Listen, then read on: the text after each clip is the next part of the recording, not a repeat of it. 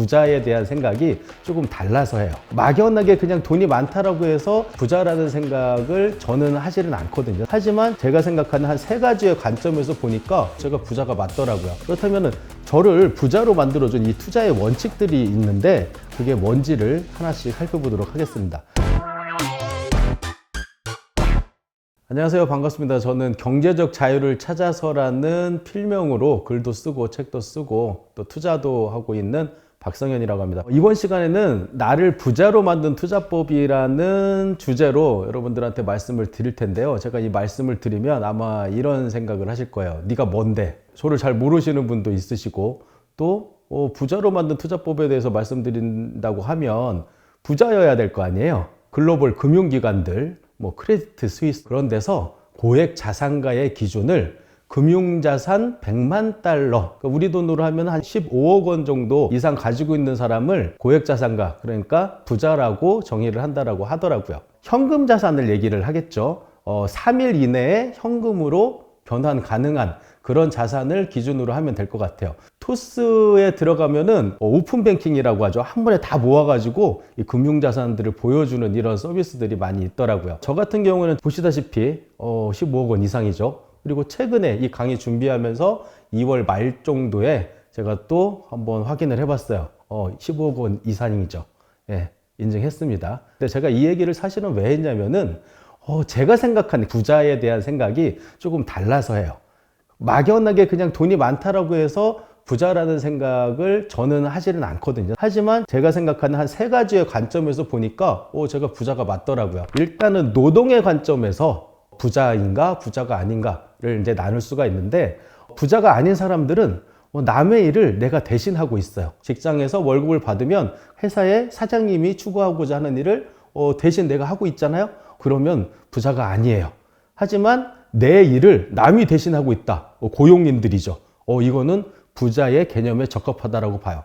저는 법인을 3개를 가지고 있다고 말씀을 드렸는데 지금 이 시간에도 사실은 저의 임직원들이 저 대신 일을 해서 돈을 벌어다 주고 있어요. 두 번째, 자본적인 관점에서 부자가 어떤 걸까라고 말씀을 드려보자면은, 내가 돈을 위해서 일을 한다면 그거는 부자에서는 좀 거리가 있다라고 보는 거죠. 돈이 오히려 나를 위해서 일을 하고 있다. 자본가들은 그렇게 돈을 벌고 있어요. 예를 들어서 저는 아파트가 있어요. 그 아파트의 월세 수입으로 저한테 매월 돈이 들어와요. 제가 가지고 있는 배당주에서 배당금이 매월 들어오기도 해요. 제가 가지고 있는 돈이 저를 위해서 일을 하고 있어요. 제가 돈을 위해서 일하는 게 아니라 돈이 저를 위해서 일을 하고 있는 거죠. 이거를 말씀드리는 이유가 뭘까요? 돈이 나를 위해서 일할 수 있는 그런 구조를 만들어야 된다는 말씀을 드리고 있는 거예요. 한마디로 그냥 쉽게 표현하자면 투자라고 하죠. 세 번째, 시간적인 관점에서 부자와 부자가 아닌 것이 나눠진다라고 생각을 해요. 보통 부자가 아닌 사람들은 내 시간이 돈이 돼요. 직장에 다니면 9 to 6, 9시부터 6시까지 그 회사에서 이제 속박된 채로, 한마디로 원하는 사람이 지시한 일을 내가 수행해야 되잖아요. 내 시간, 내 삶과 돈을 맞바꾸는 일이 바로 이런 거죠. 시간을 돈으로 만드는 거를 나쁘다라고 얘기하는 건 아니에요. 그렇게 하는 것이 시작일 수밖에 없고, 하지만 그걸 계속 하다 보면 내 돈이 시간이 되는 상황을 만들어낼 수 있다는 말씀을 드리고 싶은 거거든요. 저 같은 경우에 아까 여행을 갔는데 자산이 불어났다라고 했죠. 그걸 여행을 가서 제가 일을 하지 않고도 돈을 벌 수 있었던 이유가 뭘까요? 제가 돈을 썼기 때문이죠. 월급을 임직원들한테 주고 저는 일을 하지 않을 수 있는 시간을 사게 됐다라는 거예요. 그래서 내 시간이 돈이 되면 그것은 부자가 아닌 거고요. 내 돈이 오히려 시간이 된다. 그렇다면 부자라고 할 수 있는 거죠. 그렇다면 저를 부자로 만들어준 이 투자의 원칙들이 있는데 그게 뭔지를 하나씩 살펴보도록 하겠습니다. 노동력을 써서 우리가 돈을 처음에 벌게 되잖아요. 하지만 시간이 지날수록 그 가치가 줄 수밖에 없어요. 20, 30대보다도 5, 60대가 이 노동시장에서 수요가 훨씬 적죠. 이것만 보더라도 내가 조금 젊었을 때 노동력이 좀 높았을 때 일을 하는 게 더 효과적일 수밖에 없다 라는 것을 알 수가 있어요. 이 돈이라는 거는 365일 24시간 일을 하는 것이 가능해요. 제가 자고 있는 동안에도 미국 주식은 밤에도 돈을 벌어요. 그리고 제가 코인 같은 가상자산에도 지금 투자를 하고 있는데 이거는 일요일도 없어요. 24시간 저한테 돈을 벌어다 줘요. 그리고 20대의 노동력과 60대의 노동력이 다른데 이 돈은 20대가 가지고 있는 돈과 60대가 가지고 있는 돈을 차별하지 않아요. 이 얘기는 뭐겠어요? 내가 노동력의 가치가 높았을 때는 노동력으로 돈을 버는데 좀 더 집중을 하고 그 다음에 노동력이 쇠하게 되었을 때는 자본력을 통해서 돈을 벌어들일 수 있는 구조를 만들어야 일생을 살아가면서 계속 돈을 벌어들이고 또 부자가 될 수 있는 그런 구조가 된다라는 말씀을 드리는 거예요.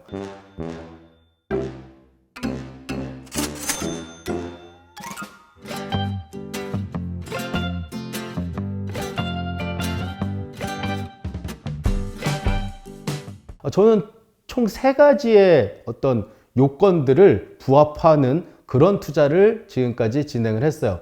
첫 번째는 제가 투자하는 게 잃지 않는 안전한 자산일 것이라는 어떤 원칙. 그리고 두 번째는 내가 한번 운이 좋아가지고 돈을 버는 게 아니라 계속해서 매월, 매일, 매주 이렇게 쉬지 않고 계속해서 체계적으로 돈이 벌릴 수 있는 그런 구조를 만들었어요. 여러분들이 가장 쉽게 이해할 수 있는 게 월세 수입이죠. 그리고 세 번째가 멘탈이에요. 그래서 저는 이런 생각을 했어요. 그 멘탈을 내가 강하게 하는 것은 어느 정도 한계가 있기 때문에 좀 멘탈에서 자유로울 수 있는 시장의 등락에도 내가 흔들리지 않을 수 있는 그런 투자를 해야겠다라고 생각을 했어요. 그래서 이 3가지 요건에 부합되는 투자를 제가 생각을 하다 보니까 가장 좋은 방법을 하나 발견하게 됐어요. 바로 시스템을 이용해서 기계적으로 대응을 하는 투자예요.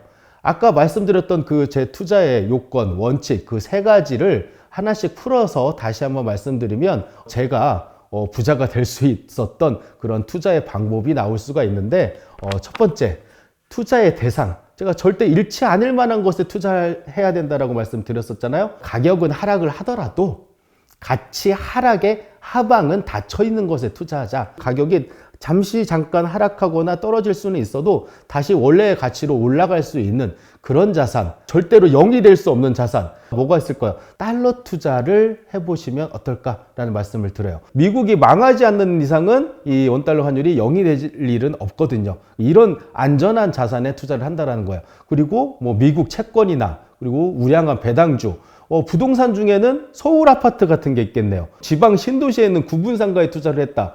이게 가치가 하방을 내가 가늠할 수 없을 정도로 떨어질 수 있어요. 하지만 서울에 있는 아파트 웬만하면 잃지 않을 가능성이 높죠. 저는 이런 안전한 투자 대상들을 골라가지고 그것들에만 투자를 했어요. 자, 그리고 두 번째, 투자의 방법도 중요하죠. 어디에 투자하느냐도 중요하지만 어떻게 투자하는지도 중요하다는 걸 제가 깨닫게 됐어요. 많은 사람들이 삼성전자에 한 번쯤은 투자를 해보셨을 거예요. 근데 똑같은 삼성전자에 투자를 했는데도 어떤 사람은 돈을 잃기도 하고 어떤 사람은 돈을 벌기도 해요. 왜 그럴까요? 투자의 방법이 달랐기 때문이에요. 저는 하락했을 때 이거를 투자의 기회로 삼을 수 있는 투자의 방법은 없을까라는 생각을 했고 결국 제가 찾아낸 방법은 분할 매수, 분할 매도예요. 나누어 사고 나누어 팔았더니 이 가격이 하락하는 순간에도 내가 좀 더 싸게 살 수 있는 기회로 만들 수가 있더라고요.